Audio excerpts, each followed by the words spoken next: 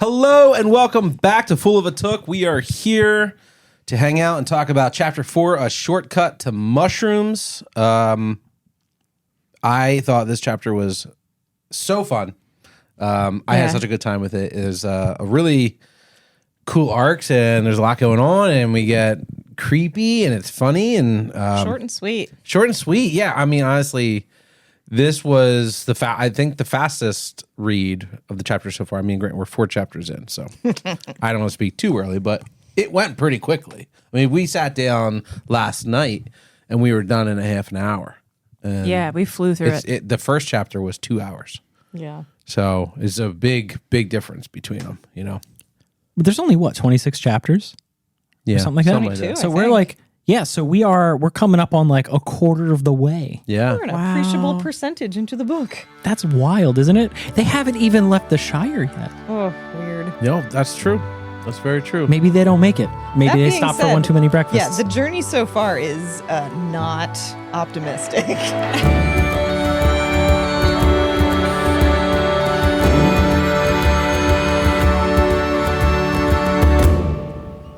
I'm starting to feel a little bit concerned for the Hobbits. I'm very much like, I don't know if you're making the smartest choices.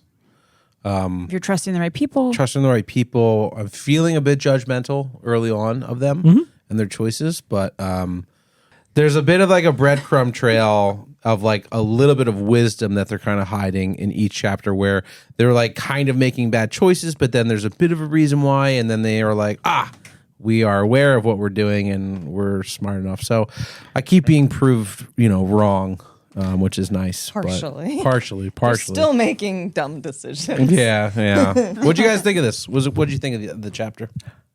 It was good. It was short. It was easy to read. A little journey. Some weird decisions being made, and I got very worried for them. Yeah, it's a wild chapter, and not to cut to the end on anything, but I feel like this entire chapter can be summed up as, where are your parents? Because even the way you guys were talking about them, it's like, I wish they would make better choices. They'll get there. They're not really where are they hanging out with the best people right now? Yeah. I worry. Where are they after school?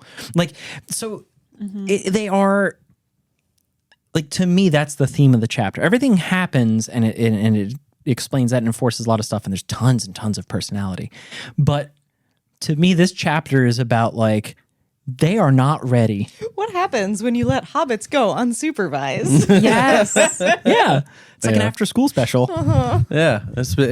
It was good. So before we jump into a bit of a summary, Robbie, why don't you kick off a bit of a recap of last chapter to catch us up to where we are at the beginning of chapter 4?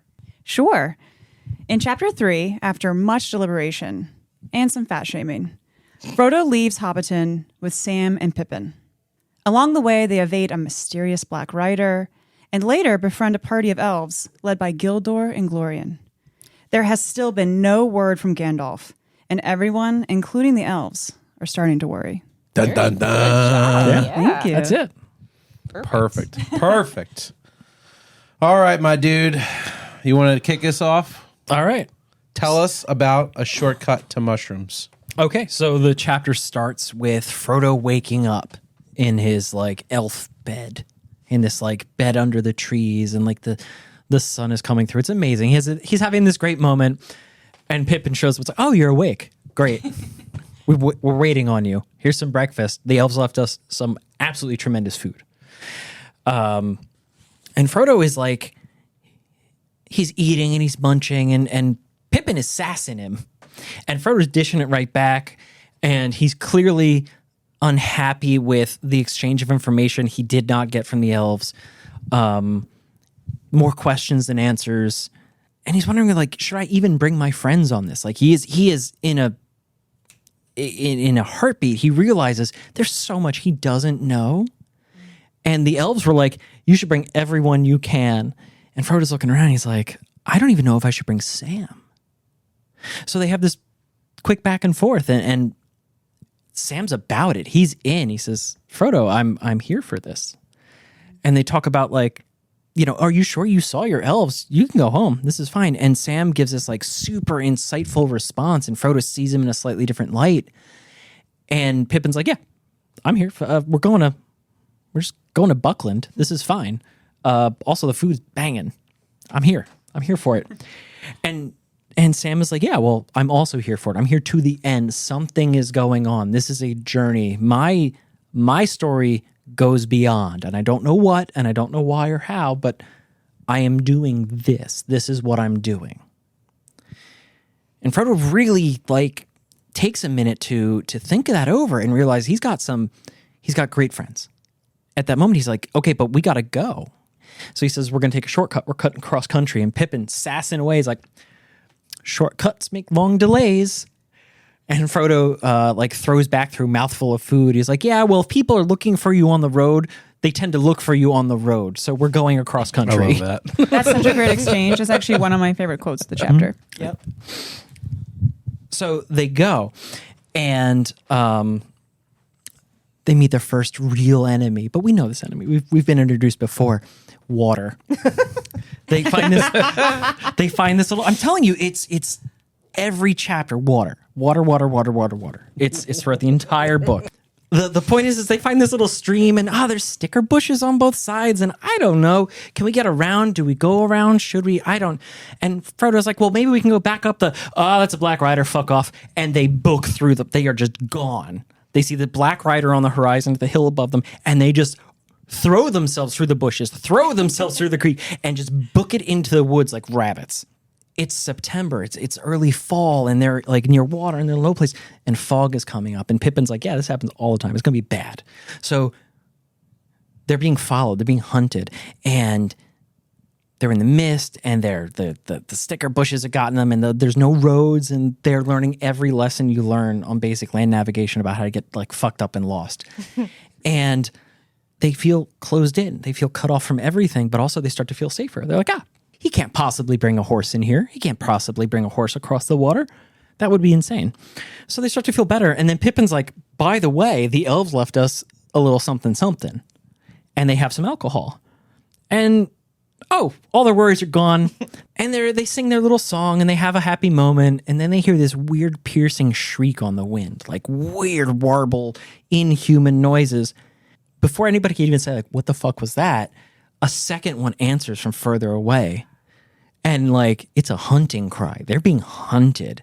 And Frodo's like, there's a message in that. There's a language, something awful in that somewhere. Yeah. We are being hunted. We got to go. So they start to book it through the rain that shows up. And so if you've ever been caught in a rainstorm in September, you start wet from the waist up, or waist down, rather. And it's miserable, and they're having a hell of a time. And they start thinking more about how shitty the trees are than the robed monsters that are actively hunting them. Then the forest opens up, and they've got lost. They were supposed to be through this in like a mile. It was like 4 miles later. Pippin was like, I know this country. We are not going the right way. All we can do is go forward, though. Can't go backwards.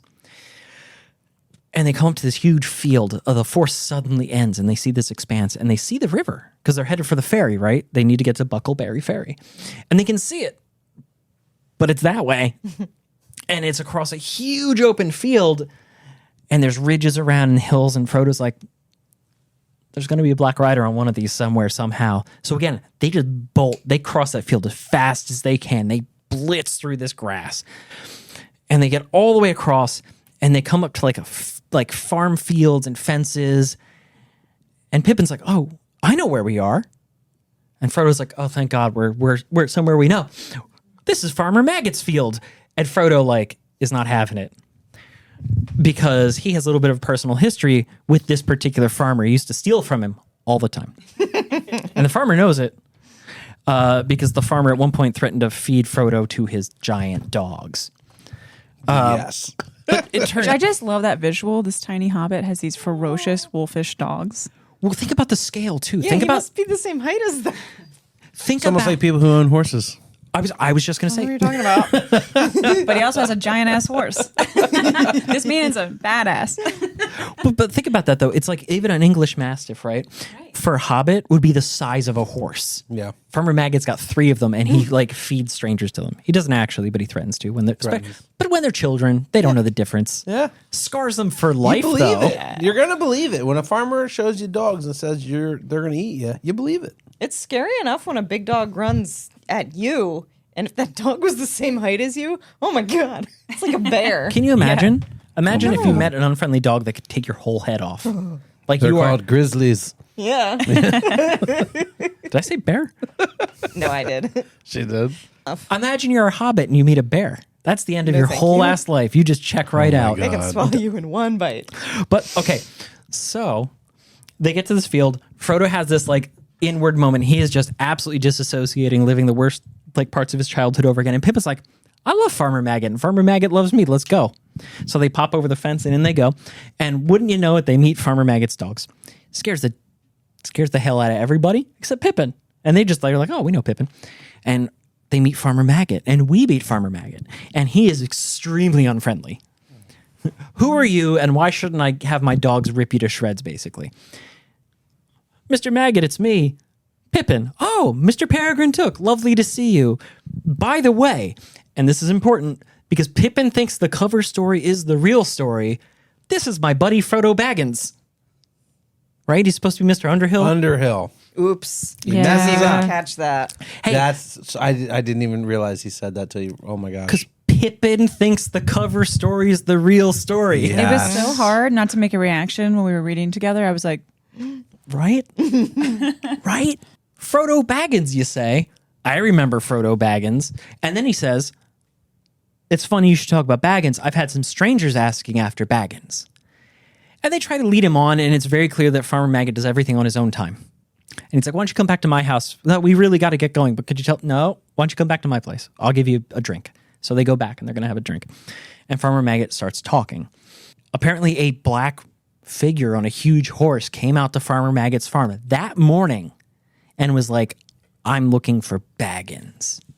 Farmer Maggot stands his ground, all 3.5 feet tall, stands his ground with his dogs, who are scared shitless, and tells this guy to like pound sand. You need Baggins? Go to Bag End. That's in Hobbiton. I don't know why you're here. Get off my property. Well, if you see a Baggins, let me know. I'll come back with gold. He says, the hell you will. Stay off my land or I'll have my dogs rip you up. I don't know where he gets the balls to say something like that, but he does. Words from a little man. Right. 3 feet tall, talking to a 7 foot tall rider on a horse. Right? Get out of here. with no face, no hands, or no feet. I mean, that's pretty badass. Can you hear me up there? Fuck you. They go back and Frodo is like, oh, he's having some real bad feelings. And Maggot's like, I don't think you're very surprised to hear that there's some like weird stranger looking for you. Mm-hmm. You don't seem very surprised by that news. I told you shouldn't go getting mixed up with Bilbo Baggins. They're probably looking for him. You should have stayed in Buckland where sensible people live. And like Sam is now like staring daggers. Mm-hmm. Because the thing about hobbits is, even though there's only like 1,000 of them living in a space the size of your garden, they're very territorial about like people from the North Farthing and the South Farthing. And like once you go 10 miles down the road, they barely speak the same language. Not true, but They don't trust each other. right. Yeah. Too close to the river. Yeah. Is I think exactly what Maggot says. And so there's like a character difference between all these hobbits. And they have these little rivalries. And it's adorable and it's cute and it's so small-minded. Farmer Maggot says, like, I'll tell you what. You seem stressed. Stay for dinner. And Frodo's like, no, we really got it going. He said, no, stay for dinner. Well, no, we really got it. Stay for dinner. And we take my wagon to the ferry. Mrs. Maggot's not about this. So Frodo says, I'll stay for dinner. Yes, he's absolutely. Because who didn't want to walk? Frodo. Who would love to be driven? Frodo. So like they stay for dinner and they have this beautiful dinner and all the farmhands and all the hobbits and all the family comes in. It's like 20 people at dinner. Miss Maggot must have been cooking forever. In that moment, I appreciated my grandmother's cooking so much because I grew up in a house with 8 people and we always had dinner. Like it was a big fucking deal. 5 o'clock was dinner. And if your ass wasn't at the table, there better be a reason why. Yeah. So they have dinner and they hook up this wagon with these 2 ponies, and Maggot's like, yeah, it's probably best I don't put the lights on, so we'll just go in absolute darkness in the fog to the river. And they have this insanely stressful 5-mile drive where they're all staring into pitch black, looking for black riders, trying to listen for a different horse over the clip-clops of these 2 ponies. And I bet the wagon probably made a lot of noise. Screeching. Yeah, like the springs and off in the suspension. And yeah, I can just hear it. fucking terrifying, right? And they make it to the ferry. And it's amazing. And Maggot is going to say his goodbyes and like, yeah, my wife's probably really not happy that I'm out after dark. So I'm going to go. And they hear clip, clop, clip, clop, clip, clop. Somebody coming down the lane at them. And everybody's like freaking out. And they're like, they are ready. I was freaking out. Yeah, I was too. And like Frodo under a blanket. Yeah, it's like, hide Mr. Frodo in the bottom of this turnip pile. It'll be safe there. And Sam and Maggot are like, all right, we're going to throw down. Let's do this. Nothing said by Pippin. He's staying in reserve. Reserves are important. And who should it be? But someone looking for Baggins. But then he pulls his scarf down and it's fucking Mary looking for them because like, oh, I thought you would have been in the bar uptown, but I got worried when I didn't find you drinking, so I thought I'd come out looking to make sure you didn't fall in a ditch. Yes. And that's the end of the chapter. When Mary shows up in the pitch dark, I was honestly in my head so relieved that it was him, but at the same time, I'm like, what the fuck are you doing in the middle of the dark, Mary? Like, you know what I mean? On that exact court, I don't know. I was like, did he know? Yeah. Was he pretending to be a Black Rider? Is there any way he could have known that? Yeah, and he was exactly. just screwing with him? Oh my God. It was really Is Mary interesting. that big of an asshole? Big prankster. Yeah. I don't know. I liked it, but great job with the summary. That was excellent. Thank you, Pat. No, thank Nice you and guys. succinct. Man, so much happens in this chapter. It's so fun. It's short but very fast paced, which I really appreciated. I have so many things I want to talk about. I don't know about you guys. It's full of personality. Yeah, you really do get a sense of like who the hobbits are, and what they really care about. I mean, you mentioned Pippin kind of fucks off in the end, like. You know, I'm starting to believe that maybe perhaps Pippin is a lot of talk, but not a lot of walk the walk. Big You bluster. know what I mean? And Sam, I'm just starting to like really feel like Sam is just like Rocky Balboa. Yeah. Like he's just like ready to go at all times. He's going to throw. Yeah, and I'm starting to really appreciate that kind of a character being around Frodo, who's a bit of like a, I don't know, he's a bit of a annoyance, I'd say. Frodo is? Yeah. Frodo's being carried by his friends right now. Yeah, that's all. Yeah. He's He's going through a finding lot. himself. No, but thinking of like other characters or book references to characters, did anyone else have a Beatrice Potter throwback through most of this?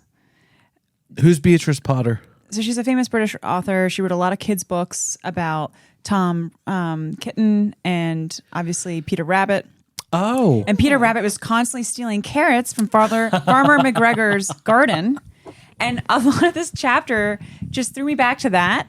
And then running through I just could imagine Frodo as that bunny. As the rabbit, literally. Yeah, literally. How do you, when did you read this last? Peter Rabbit? Come on, man. You Maybe never... I was 7. Grew up with it, right? I grew up with it. Yeah, I grew up with Peter Rabbit too. I couldn't tell you what happened in Peter Rabbit. I loved it. Or the name of Peter Rabbit's Jemima Duck? nemesis.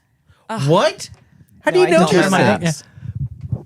Yeah, I mean, classic childhood moment. And this is such a. I think it's Tolkien tipping a That's hat. about to pop. Because I got an idea. Well, because they were written in the 1800s. He probably grew up also reading these books. I think 1800s, maybe later, but it was like early, at least 20th century at the latest. Someone please fact check me in the comments. Oh, they will. I know they will. But yeah, I just think it was such a cool like nod to that. It just took me right back to my childhood. So, okay, a reference that you might get that I also like plugged into was Farmer Maggot, right? Maggot. Was What it an Maggot? awful name. But just Very focus- fitting though. Yeah. Focus on the sound of Maggot. Farmer Hoggett. Who's that? You know Is it. that from Babe? Yes. Yeah. Yes. Yeah. How Yeah, did that- you know that? I don't know. Babe? Babe was like a classic growing up. Yes. Well done, pig. How do you Well guys done, know pig. the names of these What are you characters? talking about? Did you not like grow up with that? I watched Babe several times. Couldn't tell you anything that happens in it besides there's a farmer that doesn't kill the pig he's going to My kill. favorite opening to Oh any my of my God, childhood it's so films good. was the opening to that film. I read Charlotte's Web a lot. I couldn't tell you Yeah. right now who Charlotte was. The spider. Spider. Spider. See? The Chris, little spooter. Charlotte's Web. Web. Also, I'm that just part saying. makes me cry. Don't bring it up. I have a hard time with it. I can't remember these things. So I think let's dive into this because I know it's a short chapter, but I actually have a pretty decent list of things that I want to talk about. The first thing I want to bring up is I have written down, there's a bit of a bread payoff from chapter 3. And I don't know if you guys caught that, but the end of chapter 3, right before they go to bed, Pippin is, I think he wants to go talk to Frodo, but he sees bread on the table. He gets distracted by the bread and he goes, well, who am I to turn down a good piece of bread? And so he eats the bread. And then the next morning, it specifically mentions at the beginning of chapter 4 that Pippin was sitting there eating more of this delicious, wonderful bread. And I just thought it was a nice little payoff of like, it promised me something in chapter 3, and now it continued on it of like, there's clearly things to do, and Pippin's sassy in the beginning. He's like, I've been up this whole time. I'm waiting for you, so don't tell me that we slept late. You slept late, Frodo. I've been up. And then he's like, I've been eating this bread. My favorite was the bread tastes almost as good as it did last night. I didn't want to leave you any, but Sam insisted. yeah, exactly. I was like, that's a great payoff. I was love great. that. I love that. And then that goes right into sort Little of shit. eating at breakfast, which is my second note, which is they have a great line, which is think ? At breakfast ? Good heavens. I agree. And then Pippin like stomps away. I'm not a morning thinker. Frodo is like acting like straight up like Bilbo in this whole segment. Oh my God, you're right. Yeah. Yeah. Like his attitude. I he's saw like- myself in him. Of just being like, I haven't had my coffee. We're not discussing anything serious. Yes.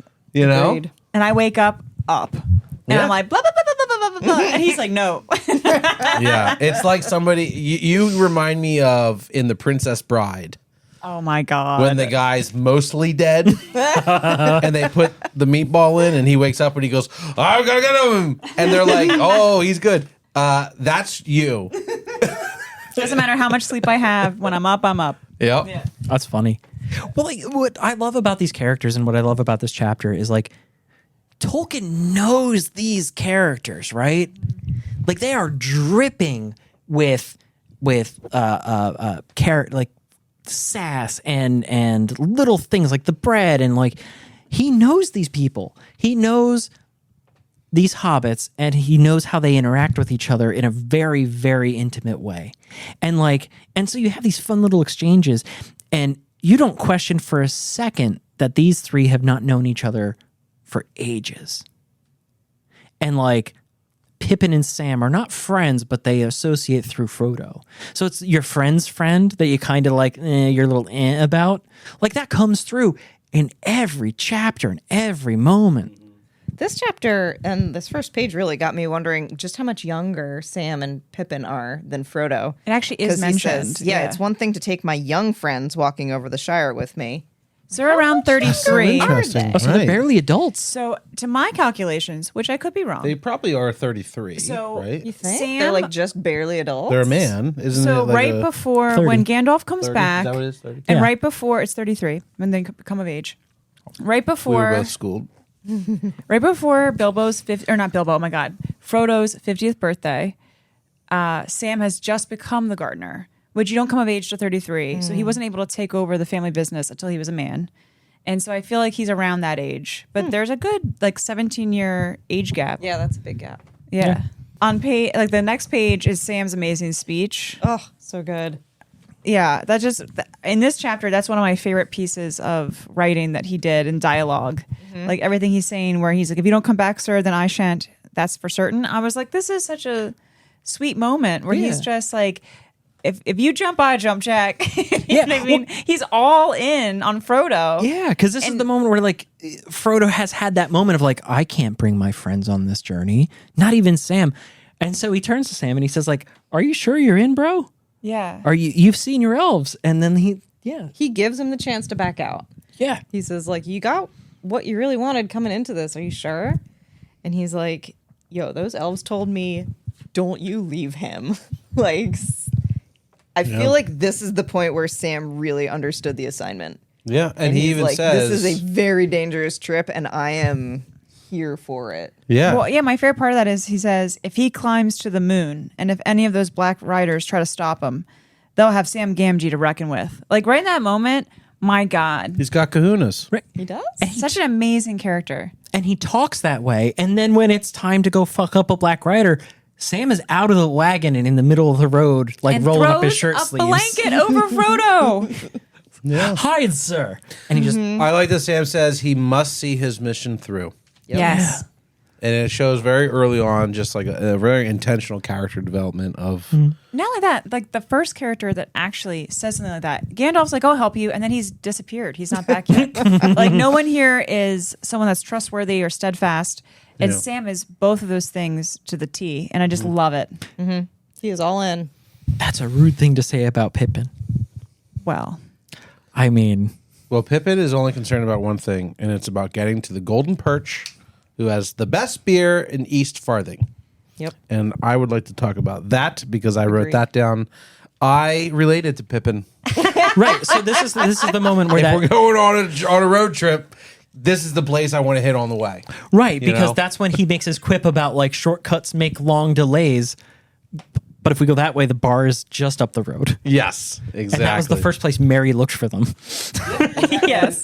And even Frodo says, shortcuts may make long delays, but inns make even longer ones. I forgot about that. Right? Yeah, so, that was great. So right off the bat, Frodo is saying, look, you're looking to get drunk and stay overnight.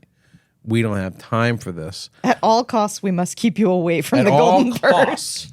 And Pippin is just going, but they've got the best beer. Even Sam is like sad inside. He's like, Yeah. I could have done with more beer. Yeah. Anytime I go somewhere, I'm always like, oh, well, when we're there is a spot I want to hit. Every time I go to Baltimore, I want to go to Joe Squared Pizza because it's the best pizza I've ever had. Turns out What is it called? Joe Squared Pizza. Joe squared. Yeah. Unfortunately, it just Bet there's closed. 2 Joes. Oh, I found that out because I went to Baltimore over the weekend and I looked it up and it was close. Damn. But I've been going there every time I go to Baltimore. I'm like, oh, we should get Joe Square Pizza because we're in Baltimore. Every time I go to this place, I go, well, we should go here because I'm never up in that area. So Pippin's just simply saying, well, if we're going to be in that area, that's the best beer in the area. We should stop there on our journey. And they shunned him and. Well, he's also like maybe not taking these Black Riders seriously. one of the things I talked about before was like you learn the character of the Hobbits, how they really aren't ready for this. They're facing existential threats. There's monsters hunting them in their homes. But Pippin doesn't know that. He wasn't eavesdropping on the story. He kind of learned in the elven, what's it called? Yeah, He excuse me, learns elves. that they are servants of the enemy, but he's like, what enemy? Whatever. But right, like none of them are really taking this seriously. None of them are really appreciating the fact that they're going to be ripped apart if one of these things gets within arm's reach of them. Yep. I mean, Frodo, I think, understands what they're after and why it's such a big deal. Yeah, Sam is just scared shitless. Yeah, I like that Pippin looks up at the trees at the hill and sees the Black Rider, and he goes, Never mind. I think we're okay. Like, I was like, what? You're fucked, dude. What are you talking about? Get in the woods now. That being said, when I read that, my immediate thought was, that must be a damn good beer. Like, I think Tolkien missed an opportunity here to start a chain of bars and restaurants. Right? You know what I mean? Like, I would love to go to the Golden Perch and have a beer that made me willing to cross paths with a Black Rider. Yo, so I said the real thing for a second. I was like, nope, we don't know that word We yet. don't know what it is We don't. yet. That's a bad word. We don't know it. So I to just quickly jump subjects real fast. I wanted to ask you guys because everybody in this room is much smarter than me. I had a Taxes. question. They bring it up that there is 18 miles to go. And I wanted to think about how we refer to distance and the names of it. So obviously we have names for time passing, like a fortnight. Are there any other kind of terminologies for distance or that we call distance measurements in like shorthand or slang for it? So real quick, one, the hobbits do not understand metric, so we can forget that one. Okay. Easy. They use leagues, Uh-huh. furlongs. What's as league is distance? Yeah. Many leagues. It's like a nautical thing, right? yeah. 20,000 leagues under the sea or whatever. Yeah. Yes, it's Jules Yeah. Or Verne, 30,000. you got it, baby. 20 or 30? You just made 20. Robbie so proud. 20? 20,000 70,000 leagues under the sea. He just wants to know how many miles. No, it but is. Jules Verne, you got it. I was There's going to say 8 Jules Verne. furlongs in a mile. Is it really? Yeah, Oh, wait, that's it's a part of horse. horse racing. That's a horse fact. Wait, Yeah. what was it? It's 8 furlongs in a mile. So a mile I is hope. 8 furlongs. So a mile divided by 8, 690 feet, What? No. 700 feet. Did you just Rain Man that shit? 7 times 8 is 56. Yeah. So 52 divided by 8 is... Oh no, he did Rain Man that shit. I'm Yeah. so impressed. Wow. I do math. I don't remember things like that, but I do math. Well, my math going It's through not this whole exact math, but it's, Laura's it's, girl it's math. within Girl 20, math. 20 digits Girl of that. Laura's girl math. my girl math was Hobbit math is 2 they have breakfasts. 18 miles to go in one day. And then, okay, so they wagoned the last 5 miles. They walked 13 miles through brush and river and like Rain. woods in one day. Black Also, they're Riders. getting 3 steps per hour step. Yeah, so their it's like average, 3 miles their, an hour their for iPhone is us. like, Wait. you're doing better than normal. You're up to 70,000 steps Is today. it terrible? I just saw Super Mario, like Mario's little feet and like Toad, So like okay. bucking ass down that. Better than South Park Like, could feet. they really have walked 13 miles Yes, in one day? absolutely. Because a human being, so a normal human on a flat surface like a road walks 3 miles an 3 hour. miles an hour at average. Standard army mile or pace is 4 miles an hour. It's a little faster. Yeah, but they're tiny little guys. But we got the tiny little feet. So that they don't expend actually as much have giant energy feet. to walk. Yeah. They actually have large feet. Well, they have don't large walk as feet, We but get their legs. tired. Well, we get so much more tired like a because chicken. we have bigger strides, right? Right. But the point is they could absolutely walk, 13 miles in a day? Because you figure a human being, we walk Yes, yeah. about 3 miles an hour. So it's only 6 hours of walking for a human being. Now, do the hobbits They're like do... climbing through briars and bogs. But they also didn't go in a straight line. No. Because Frodo said, in a straight line it would be 18 miles, but they kind Oh, of yeah. zigzagged. If you fly is Yeah. the line. Yeah. So what do you think Nice is more recall. than that? Oh, 100% more. more than that.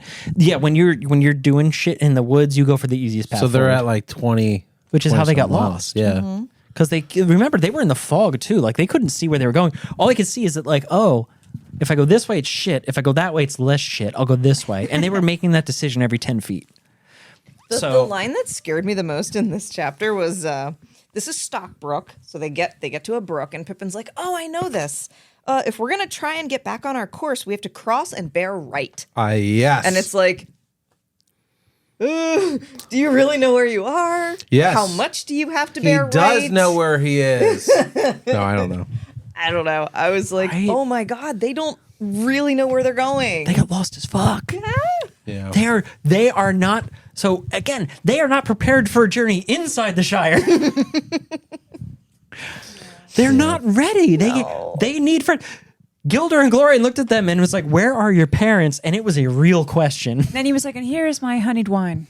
Enjoy. Have some mead. You know what? Have will one help. last ray of sunlight It's before the dangerous to go riders find alone. you. When I was reading this section, I took a note, which my numbers did not appear on this printout, but it says, "Did the elves roofie them?" No. Because Broke Pat. when they drink it, they have a very interesting description They started singing. of how they feel. They get drunk. Yeah, but it could have been a different kind of drunk. You know? Well, I don't know. Maybe be an so elf's dark. metabolism works Yeah. differently because they're immortal. Well, so that's what I'm saying. Is it an alcohol for an elf? I mean, it's kind of like if you give moonshine to a mouse. Well, real quick, there's Yeah. a big you know thing. what I mean? in- Like It's a they're weird going to be moment. like, "Blah." It's like when everybody's done that science experiment in school where you like put a drop of nicotine on a turtle's heart and it just pops. I did not do that in Really? school. Where the hell did you go to school? Well, I'm not going to say that. Hobbiton, apparently. Real quick, Weird shit. I know you don't read a lot of fantasy. There's a big trope in fantasy where you don't drink the fairy wine. And elves are basically fairies or high fae in this world. And so that kind of wine fucks up mortals, and I'm sure hobbits as well. Yeah. So, feels So like and I understand that what was you're an saying. intense. I understand what you're saying, but I don't think it was supposed to be that way. I don't think it was like a sexual roofalin. I'm not saying that, but I'm saying But I there's mean, also I think they gave them something that knocked them on their ass. You know? 100%. Imagine you had 5,000 years to perfect making wine. Yeah. At the end of that, are you going to make something that's safe for children or things that are sizes like children? No, they're sized gonna, of children. What is going to knock an elf on its ass? That's what they gave them. I was assuming it was mead because it had the scent of honey. Yeah, Flowers. Oh, I was Many so flowers. disappointed we didn't have mead to bring. I know. Yeah. But like, so you're an elf, right? And you're on your way to leave the world of men and mortals and all this bullshit. You're heading to the Grey Havens, and you're like, oh, it's Frodo. Here you go, kid. But they didn't even stick around to like watch, right? Wouldn't I that have know. been funny? That is why it felt more like a roofie. That's called culpability. Instead of like camaraderie drinking together, they were like, here, drink this. And then they left. And then as they like Yeah, the trot off hobbits into were the like, woods. oh, what a good morning. Oh, Wait, no, have a little Pippin's just in bread. there housing bread. They have a little this thing, and then they walk 20 miles.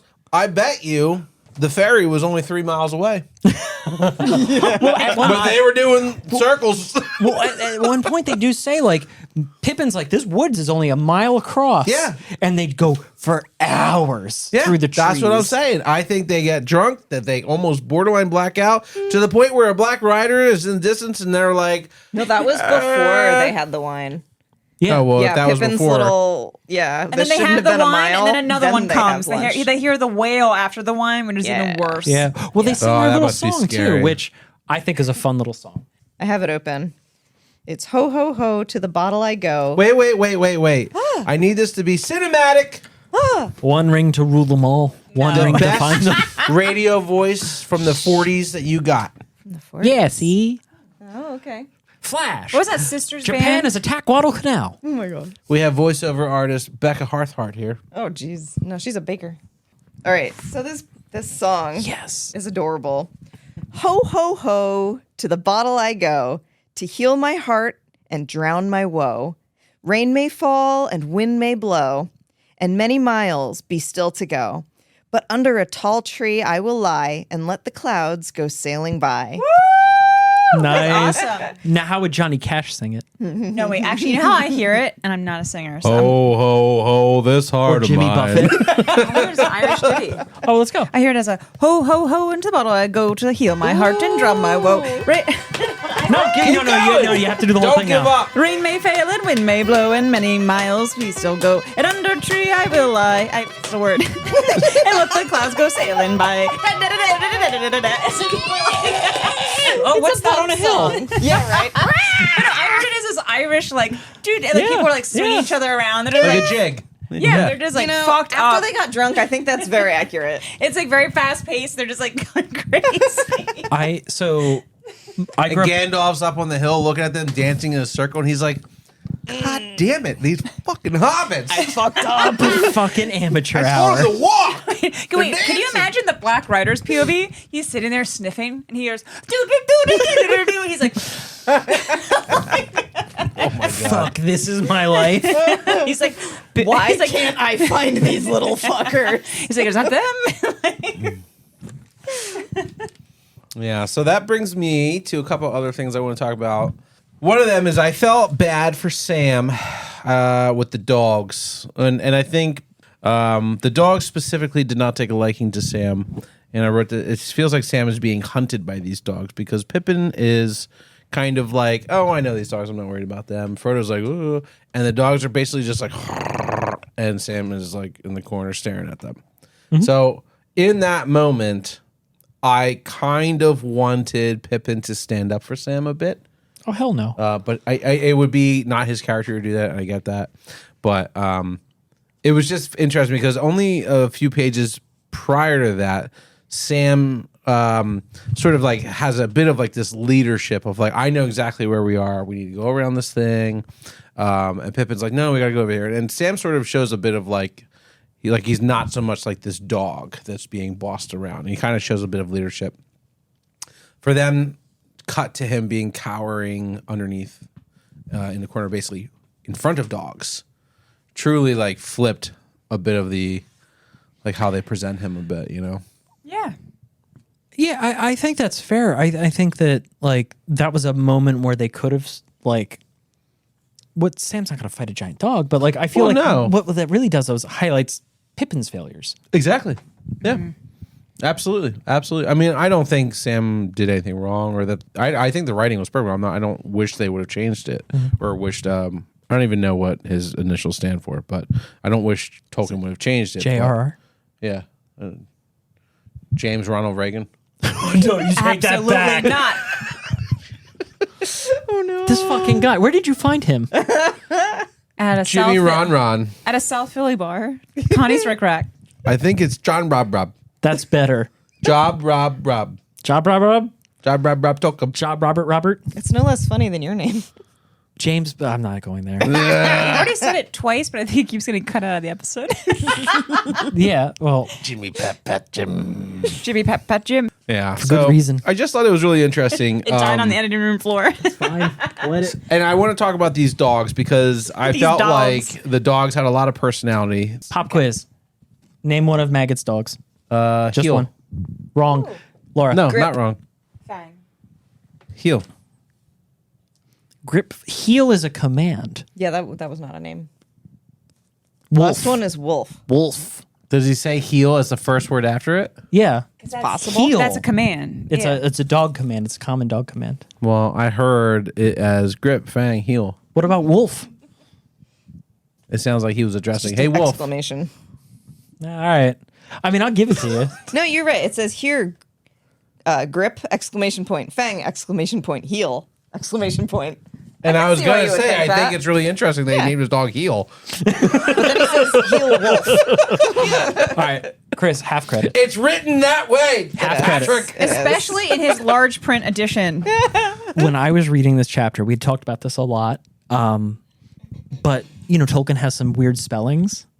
The first time I saw the word wagon in writing, Tolkien spells it with 2 G's. And I immediately thought, I wonder, is this a typo or does it say this in Chris's version? Yeah. Absolutely. I thought it was so cool. So let's talk about grip, fang, and heel, AKA wolf. aka wolf.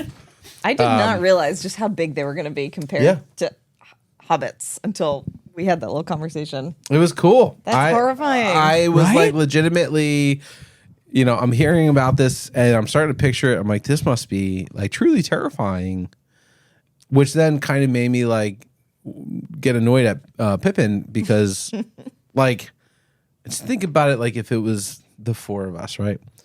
And like someone has a huge animal that's kind of scary coming in, and one of us was cowering in fear. Like your natural inclination is to be like, "Oh, like it's okay, dude. Like, or we got you." But Pippin just kind of like crosses his arm and is like, He's an asshole. you know. And Sam's just like, "Please call off your dog's farmer." You know, it's just interesting. Farmer Maggot's interesting, right? Yes. Because he's this little, I say little, but he's an old farmer. He lives on what is the edge of the Shire. He's got a walled compound. And like that's, I think, key to the mentality of hobbits in that area. He has a farm. It's got fences. He's got 3 enormous dogs that he sicks on people and a tall wall built around his house and the surrounding buildings. This is not a guy who feels like his neighborhood is good. Right. And he's in the Shire. But like, even though he clearly doesn't trust the people in his neighborhood, he's even more distrustful of other parts of the Shire. Yes. Because he's like, oh, people from Hobbiton, they're so queer. And Sam is like, And I had 2 thoughts. One, I love the point that everything was built. His house was built in brick. Oh, yeah. It reminded me- in a oh, yeah, they were house dwellers. It reminded me of the 3 little pigs and the pig that does the house of brick and actually gets away. So he's actually going to protect himself. Like he's, doing it right, even though he's not. And then the second thing was that the name Maggot, I think, is not coincidental, obviously. And I'm trying to say this as vague as possible for where we are in the story. When the Black Riders comes up, he's a total badass. And if you think about maggots, what do? They chew on dead flesh. And they are actually the conqueror worm, if you're relating back to Edgar Allan Poe. And I was like, tipping my hat once again to J.R.R. Tolkien, you literary nerd like me. I see what you did there. I see. And I loved it. That's outstanding. That transforms the entire understanding I have had for my entire fucking life. This is the nerd I am. You're welcome. No, Are that's you awesome. sure it's not Jeremy Renner Reynolds? Maybe. Tolkien? It can be, but don't you ever use that word again. Johnny Rocket Redships? Sure. Well, you got George R.R. Martin. That's not an accident. Is it George? Is George R. R.R. Martin and R.R. J.R. Tolkien or J.R.R. J.R.R. Tolkien, George R.R. Martin. Not an accident. Chris R.R. confused. I'm sorry. Well, again, when you're Catholic, you get 2 middle names. Yeah. That's true. Worked out for good old Georgie and Jeremy. So one thing I noticed, Farmer Maggot did this in this chapter, but we've seen it a couple times so far in other chapters.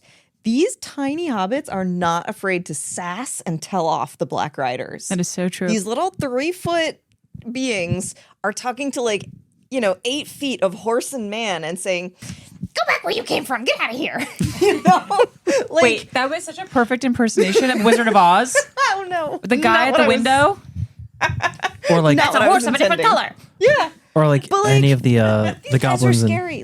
The dogs are scared of them. They're whimpering. The elves are scared of them. They're like, "Oh, you need Gandalf. Where's your parents?" Here's some And mean. the hobbits, all of the hobbits are like, "Get out of here." They're just not taking this seriously. That But is they've so never true. known anything scary, I guess. but does it not remind you of the way small dogs act in a dog park? I was just going to say that. Like, if you don't stake out your territory and throw hands with everything that moves, what are you? You're either a little dog that fights everything, or you're a rabbit that runs from everything. It makes me think of those videos on YouTube or Instagram where it's like a pug that's fucking with a lion. Yeah. Where there's like a animal wildlife rescue place, and the owner has a little dog, and the dog walks right up to, or even a cat. Yeah, cats. See the cat scare off chase that bears. black bear up a tree? Yeah, and you're just oh my gosh, where? And I think it's probably the same question for those videos as it is for these hobbits, which is, where are they getting their courage from? A lack of perspective. Hobbits, yeah, it's just ignorance. They just straight up have no idea that anything out there could hurt them, Yeah. So, or even would want to. I think it's their hanger. They're not having their 11 meals. They're fucking starving, and they will fucking kill anyone that gets in the way of their bread and their food. Yeah. No, I'm just kidding. I get it. I get it. yeah. It's their ancient and terrible foe, water. What could be worse than water? Tall foreigners. Not a tall foreigner. No beer. So dishes. I actually want to talk about one thing. It's kind of like my last note that I really have on the chapter. But it's just about Farmer Maggot. I appreciated the full arc that his character went through. In the beginning, he's hostile. I don't like him. I'm actually quite nervous when they have their first interaction with him. And I'm actually sitting there going oh my God, what's going to go on? What's going to happen to them? Where are they going?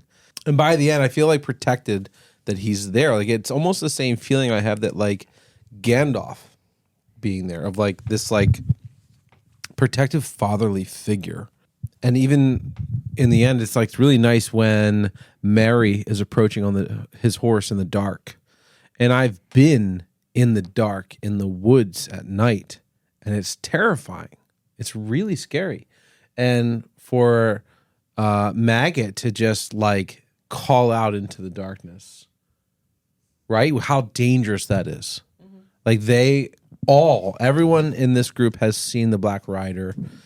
Only the hobbits have been made aware of how dangerous this Black Rider is, but everyone has seen it. And I think Maggot is smart enough to know, despite his, courageous, ballsy attempt to tell off the rider earlier, that this is not someone to be messed with. This is clearly somebody who can hurt me. I bet you, I think it says in the previous chapter that they could see sort of like the silver on the rider, like on the boots and stuff like that. Like this is somebody, like there's some sort of armor on this rider of some kind, or weapon, potentially. Like this is it's not like just like a muddy boot. It's like a giant on an elephant. Yeah, and this is terrifying. So I just think it's really interesting that in the dark, you have this like cranky old man with these hobbits in his wagon, and he calls out into the darkness. Right next to him is Sam, just doing his thing, being courageous. And I felt in that moment like we're going to be okay, because the amount of heart and courage that's coming across in these guys is just through the roof. And I was actually quite bummed when Maggot leaves. I was bummed that was like such a cool character to come in. And I'm like, I kind of wish that like Maggot went on the journey with them. Yeah, that would have been fun. But his wife would have been pissed. He like rides She off. would have gone to Mordor to bring him back home. Does he ride off home? Or Yeah, does he's he like- I know he says he needs to go, but does he actually leave? Yeah, then he lights up his wagon and he hits the road. And he then clip Mary clops is and clip now clips and with cop them, clips. Flip flops. He flip flops away. No, I actually made a note because we talked about how clip clops was the technical term. Yes. Yeah. And they say that the ponies clopped. Clip clop. And no. The ponies clopped and Mary clip clopped. Oh my god. Because he has a real horse. He's Yeah. actually a full-size horse. No, So it's all ponies, isn't it? No, he's on a big horse because they think he's a Black Rider. Right. He's on a Okay. full-size horse. But so did Mary steal a horse from the bar? I think he did. From a man? That who feels was like in there? Mary. It sounds like Mary. But so to come back to what you're talking about with Maggot, like two things with that, right? On the one hand, it really contrasts what it really does is it shows that like hobbits have depth and strength and they can do these things. And even They hold grudges. and they hold grudges and they're like weird, like territorial, and they're not all these children that we're being introduced to, right? Because that's the other thing is like Farmer Maggot is like a shrewd, stalwart man who owns his farm and runs it and has walls and there's weird people in the night. And when lunatics show up, like offering to pay him whole ass gold for information he knows he has, you can fuck all the way off back to wherever you came from. So like that shows us the depth of hobbits. And the other thing it does is it contrasts with Frodo and Sam and Pippin. Like these are deeply unserious people. I love them. I love that. But they are Unserious deeply people. unserious people. Amazing. I enjoy that we experience Farmer Maggot from Frodo's perspective. So at the beginning, he's terrifying. His dogs are terrifying. And then all they do is sit around and talk for a while. And he says, feeds them. He says, "Thank you for much for your kindness. I've been in terror of you and your dogs for 30 years. It's a pity I've missed a good friend." Like, he's a good guy. Yeah. And we're just experiencing it through Frodo, like, being so scared of him. Not for no reason. Like, he was stealing his mushrooms, and Farmer Maggot threatened to have his dogs tear him apart.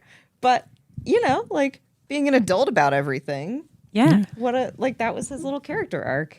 So I guess my last thought is I had so many literary references in this chapter for me. It just made me realize just how well educated and how much of a lit nerd and linguist that Tolkien really was. Did any of you catch the Shakespeare reference? So the last page at the end of the chapter, our good old Farmer Maggot says, "All's well that ends well." And obviously that's the title of a famous Shakespearean play, but it was also a phrase as a linguist and someone who created a lot of dialogue that's still used this day and words and like stuff in the English language that Shakespeare created. And so that's like a common phrase now that we use all the time. And it originated with Shakespeare. Yeah. And That's Tolkien cool. I'm not sure I even realized that. and Tolkien not only knew that, but borrowed it and put it in his book. And I feel like it had to be because, like me, he's a huge fan of Shakespeare. And just all the language and the the words that we use today, all these years later, that he created. Tommy Shakespeare? Yes, William Tommy Shakespeare. William Reagan Shakespeare. Yes. Fuck you. Yeah, there's a ton of words in the English language William that Ricky William Reagan Shakespeare created for his characters and plays. I'm done. These two are Jeez, terrible. Laura, you can't be They're- having side conversations. No, dude, what we're are you just gonna- doing? Look. William We're just gonna Shakespeare. pull You their can't plugs. talk shit on people having side conversations This if you're is going to gonna- start side We're gonna conversations. edit out their entire mic inputs. Linguist to linguist, Can you I just feel like that cancel was out the Tolkien mic? being like, you created language and words that are still around to my time, which Yeah. now in our time is still here. And it was him just tipping his hat to Shakespeare and using one of his phrases as he's creating phrases and words in this book series that are now used to this day. It's amazing. I nerded out so hard. Well, you bring up an interesting point because I have. We need to bring the word banished back. Yeah, fuck yeah. The Banished. bright morning had not banished the fear of pursuit. Yeah. It's like simple language, things like that. Just they make such a mark on the mind. Improving your you know? vocabulary for words like that. Frodo called the sunshine treacherous when he love woke that. up. Like, he had a bunch of paranoia and irritation. He was unhappy when he woke up.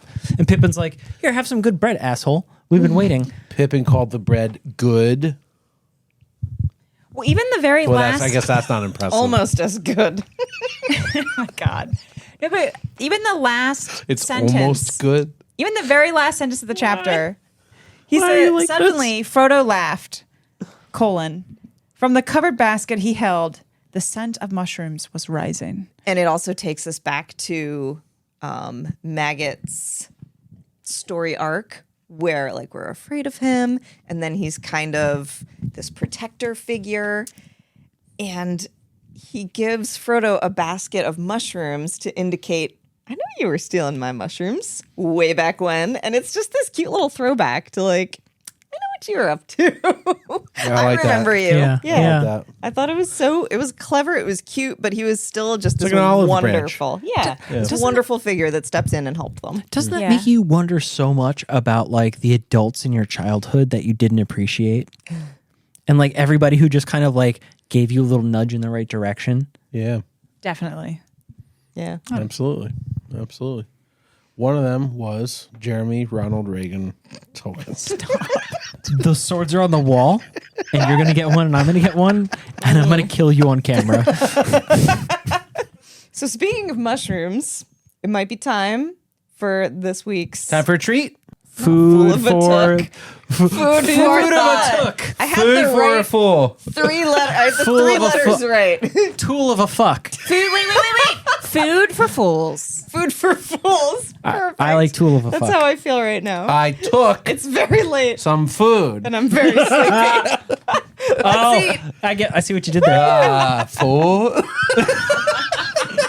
How? So for this week's episode, we are playing off of the wonderful meal that Farmer Maggot prepared for the whole party. So does anybody remember what he made for them? No, I do not. It was mushrooms and bacon. Yes, now I remember. Yep. Because I remembered that bacon. I actually thought it sounded I know, right? fantastic. For Right? a second, I was nervous that you were going to have maggots for us. And be like, I did briefly think about putting a couple pieces of rice on top of them to signify the maggots, that's but gross. No. I decided not to. No. And I thought you guys might lose your cookies. this looks awesome. So tell us about this. What is this? What do So we this got? is a quiche. It has mushrooms, bacon, onion, and some green onion and cheddar cheese in it. Wow, it looks eggs? amazing. Eggs, of course. And dough? It's egg Yes, free. there is a pie crust. I was thinking like it might be more chapter or more period to do like a pie.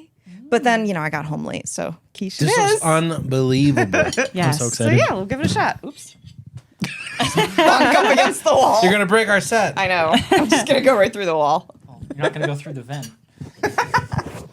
How do I do this? I need to. I don't know. I'm just going to drape it over my head. So here's fuck. That is so good. You That like is it? amazing. Wow. Definitely want this recipe. Oh, man. I mean, you always complain about people putting bacon in everything. Yeah. Bacon is great. It's really pleasant, and I'm curious about what our listeners think about this, but I'm a big fan of the breakfast for dinner club. And so I associate like a quiche with breakfast. So for me, it just instantly becomes like a little treat. I love breakfast for dinner. That might have been why this felt right. This is so Did good. I spill it on me? I can't tell. Yes. Yeah? Yes. I can't see. Okay, hold on. Chin up.